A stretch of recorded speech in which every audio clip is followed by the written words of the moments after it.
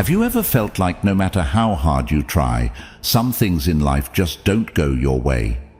It's like you're constantly fighting an uphill battle against an invisible force that just won't budge.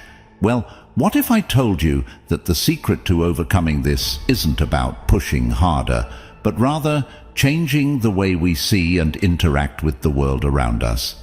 This is where the ancient wisdom of Stoicism comes in, offering us a powerful lens through which we can navigate life's ups and downs with greater ease and resilience. Imagine for a moment that you have the clarity and calm to face any situation, not because you have control over everything, but because you understand what truly lies within your power to change. Stoicism isn't just an abstract philosophy.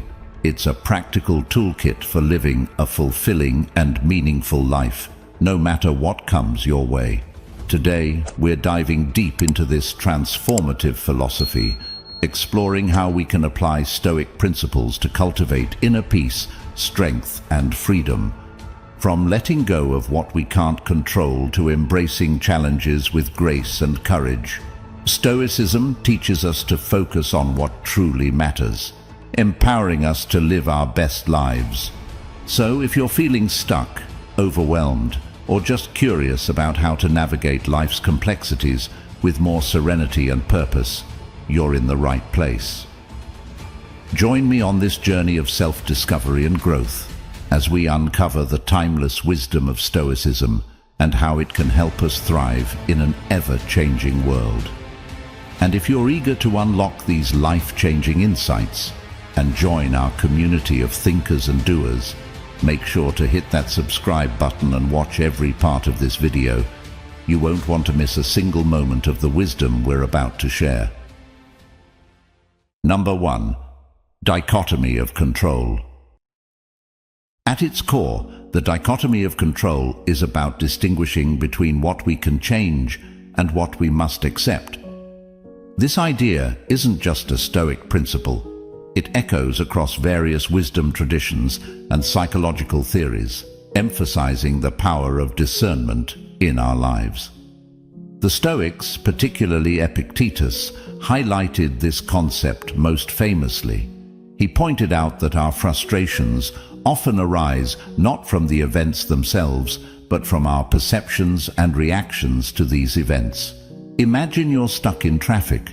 You can't control the traffic, no matter how frustrated you get. But what you can control is your response to being stuck. You can choose to listen to music, an audiobook, or use the time to reflect. This shift in focus is liberating, moving you from a state of frustration to one of calm and possibly even enjoyment. Marcus Aurelius, another Stoic philosopher and a Roman emperor, also emphasized this principle in his meditations. He advised that we should meet each event with the question, is this something that is or is not in my control? By doing this, we can focus our efforts where they count and find peace in letting go of what we cannot influence. But it's not just the Stoics who recognized this truth.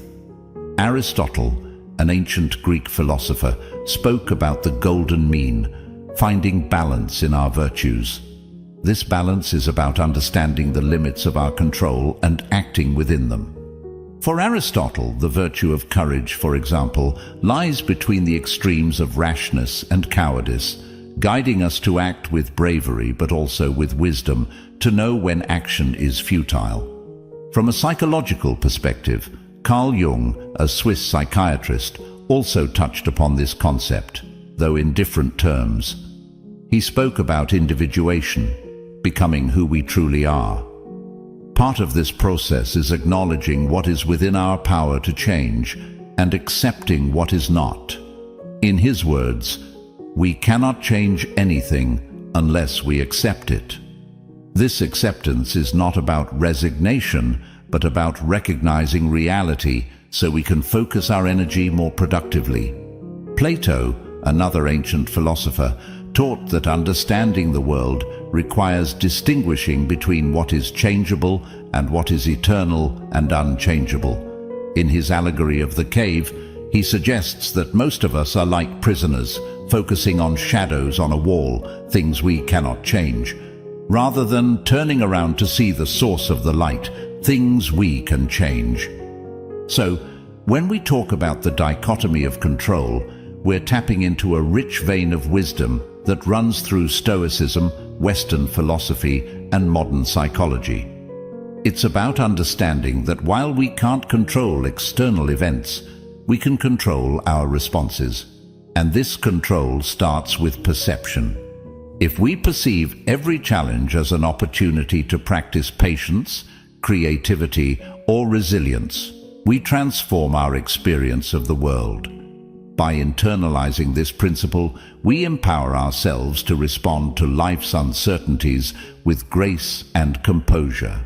We learn to conserve our energy for the battles we can win and cultivate serenity for those we cannot. It's a transformative approach that can lead to profound peace and effectiveness in our lives, echoing the Stoic promise of living in harmony with the flow of life. Number 2. Stop clinging to objects, people, and power. The idea invites us to reflect on our attachments and question how they influence our peace of mind and happiness. When we look closely, we realize that much of our emotional turmoil stems from holding on too tightly to things that are inherently unstable and fleeting. Consider the teachings of Epictetus, a Stoic philosopher, who emphasized that our distress comes not from the things themselves, but from our attachments to them. He famously said that we are disturbed not by events, but by our views about them. This perspective is liberating because it suggests that we can choose a different view, one that doesn't hinge on external validation or possessions. Marcus Aurelius reminded himself to be indifferent to what makes no difference. This is a powerful call to focus our energies and care on what truly matters, our character, our virtues, and how we relate to others, rather than external status or possessions. Seneca also wrote extensively about the transient nature of life and the folly of placing our happiness in the hands of fortune.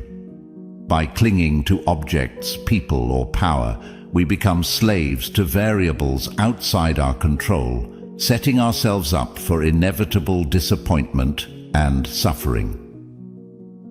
Transitioning to a broader philosophical context, let's consider Aristotle, who spoke about achieving eudaimonia, often translated as flourishing or well-being. For Aristotle, true happiness is found in virtuous activity and fulfilling our potential, not in accumulating possessions or receiving others' admiration. Plato, too, invites us to consider what is truly valuable. In his dialogues, he often contrasts the world of appearances with the world of forms, the eternal, unchanging truths. Clinging to the former, he suggests, is like mistaking shadows for reality. It's the latter that offers true insight and fulfillment. And what does modern psychology have to say about this? Carl Jung, delving deep into the human psyche, observed that our shadows, those parts of ourselves we deny or repress, often manifest in our external attachments. By recognizing and integrating these aspects of ourselves, we can find greater wholeness and reduce our dependence on external validation. So, what does this all mean for us today? It means appreciating and enjoying the world around us without becoming dependent on it for our self-worth or identity. It means loving people, engaging with our work, and savoring our experiences, all while knowing that everything is transient. And it's in this transience that we find a paradoxical freedom, the freedom to fully engage with life while also releasing our grip on it. By internalizing this lesson from Stoicism, we cultivate a robust inner life that is not easily shaken by external changes. We learn to live with open hands, enjoying the world's gifts without fear of loss, because we understand that true peace and happiness come from within, from our ability to align with our deepest values and to respond to the world with wisdom and grace. Number 3. Stop clinging to the opinions of others. We live in a world that often seems overly concerned with perception and approval. From social media likes to peer approval at work or in our communities, it's all too easy to get swept up in a current of external validation. But Stoicism hands us a lifeline back to solid ground, emphasizing a core truth. Genuine peace and self-respect come from within, not from the ever-changing views of others. Epictetus, with his straightforward and practical wisdom, reminds us that we suffer not because of events in our lives, but because of our judgments about them. When we hinge our self-esteem on others' opinions, we subject our inner life to a roller coaster ride dictated by external judgments, most of which we can't predict or control. Instead, Epictetus advises focusing on our own actions and responses, which are within our sphere of control. Marcus Aurelius, who faced his fair share of public scrutiny as an emperor, similarly counseled himself to remain indifferent to the good and bad opinions of others. He understood that letting public opinion dictate one's self-worth is a sure path to distress. For Aurelius, tranquility was found in adhering to one's own reasoned judgments and living a life aligned with virtue, regardless of external acclaim or criticism. Seneca too speaks to this point, suggesting that true freedom comes from being independent of the crowd's whims and judgments. He highlights the importance of self-assessment and integrity over the fickle and often misguided judgments of others. Shifting to a broader philosophical perspective, Aristotle taught that virtue and ethical living are the foundations of a good life. While he acknowledged the social nature of humans and the value of external goods, he stressed that the highest good, eudaimonia or flourishing, is largely dependent on living in accordance with reason and virtue, not on the opinions or validations of others. Plato encourages us to seek truth and goodness beyond the surface appearances and societal approval. His work suggests that understanding and living by higher principles is more rewarding and stable than chasing the fleeting shadows of public opinion. In the realm of modern psychology, Carl Jung emphasized the importance of individuation, becoming who we truly are, separate from the collective opinions and norms. He posited that our journey toward wholeness requires acknowledging and integrating various parts of ourselves, many of which might not align with public opinion or expectations, but are essential for our authentic self-expression and fulfillment. So, how do we apply this wisdom in our daily lives? By grounding ourselves in our own values and principles, we can appreciate others' perspectives without being dependent on them for our self-esteem. We learn to consult our own internal compass rather than the ever-shifting winds of public opinion. We start to recognize that while feedback can be valuable, our self-worth must be anchored in something deeper and more stable, our own sense of integrity and purpose. Number 4. Stop clinging to outcomes and ideas.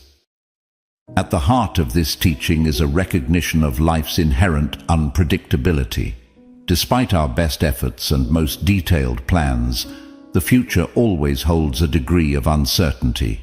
The Stoics, understanding this, urge us to detach from specific outcomes and to embrace the process itself. This isn't about lowering our standards or not caring about results. Rather, it's about understanding the limits of our control.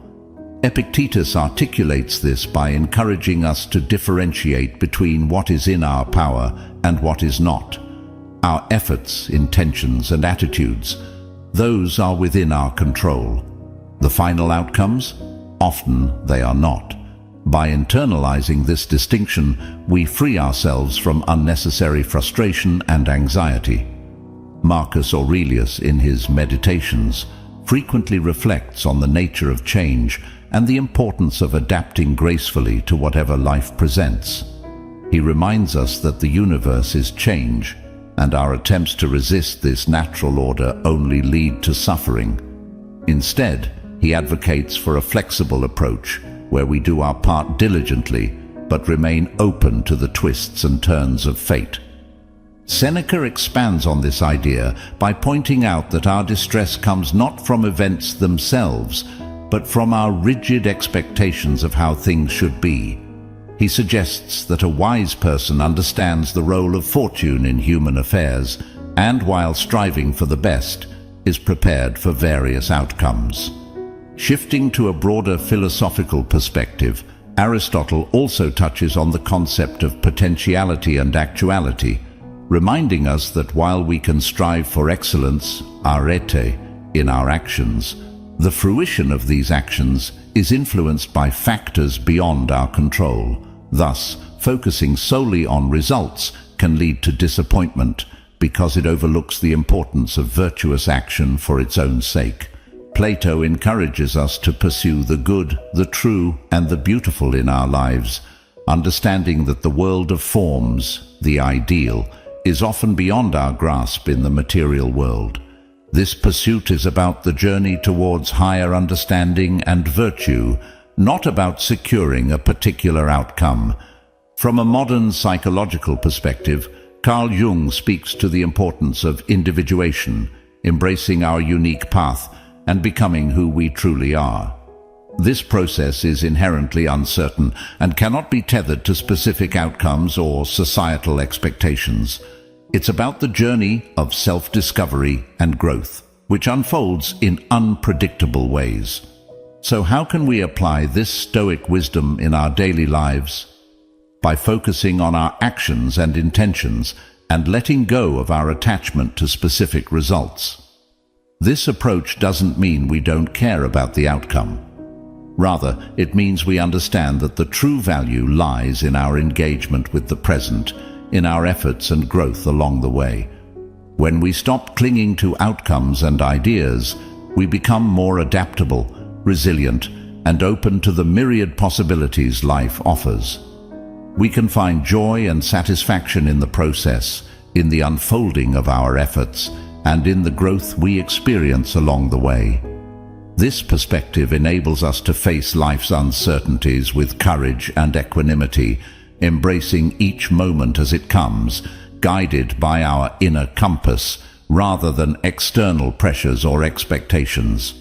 This Stoic principle invites us to live more fully in the present, to invest ourselves wholeheartedly in the journey, and to trust that, by doing so, we cultivate a deeper sense of peace and fulfillment, no matter what the future holds.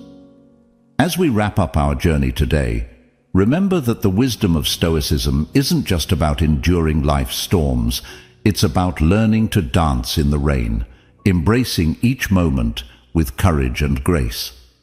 Your journey through life is unique, filled with its own challenges and triumphs, and by applying these timeless Stoic principles, you're equipping yourself with a compass that guides you to inner peace and resilience, no matter where you go. Thank you for joining me here at Stoic Journal. Your presence and engagement in this community enrich our collective journey toward wisdom and understanding. If you're eager to dive deeper into the art of living well, please check out one of the suggested videos on the screen. Continue to nurture your mind, cultivate your virtues, and walk your path with heart. Until next time, remember, the best part of your journey is yet to unfold. Keep exploring, keep questioning, and keep growing.